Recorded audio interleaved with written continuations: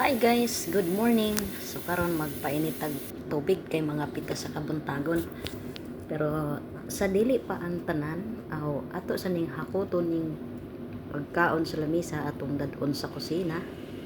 Kay kita man ang nauna og gawas sa lungga karon. Haha. So ato sa ning hakuton no para dito na sa kusina tanan. Din atong ang asukar resepte nato sa butanganan.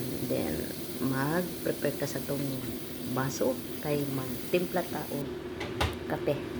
Kay naong man tag kape, di ba? So morning tinapay sobra kahapon. Mindusa.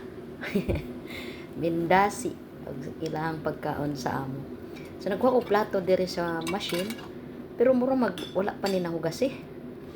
So akong gibalik kay akong paghikap murag lahi man, murag wala man siguro ni gipaandar. So diri na lang ko nagkuha sa laing kabinet og plato. Kay magpainit aning Mendoza. Mendoza. Kay mo ni atong ipares og kape atong ipainit sa microwave within 30 minutes. 30 minutes, 30 seconds na siya. So magkuha tag kape kay ato ang itimpla. So, kuha sa tagunting kay di man nato maabre kating-kating ta sa Nescafe Classic Original sana all. Sa kabukal-bukal ang tubig oh. So init naman siya, so ato na siyang yapan og tubig ang ato ang kape.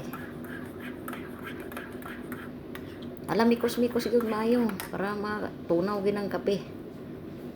So i-plaster na to sa tong lamisa kung asa ta mo lingkod. Kuhaon na to ang ato ang gipainit nga Mendoza. Mendoza. So atong i-plaster na po nito sa lamisa kung asa ta mo lingkod no. Kaya diha man gyud ang plasteranan nato kung mo lingkod to. Smile. Naong lamia sagpaon. Naimong naong ba naong og kape. Bitaw no wa antay adlaw dili ta mga pe. Murag gisumhan na gitag kape ani ba. Pamatay laing imnon. Lisod por og magtanduay ta ini kabun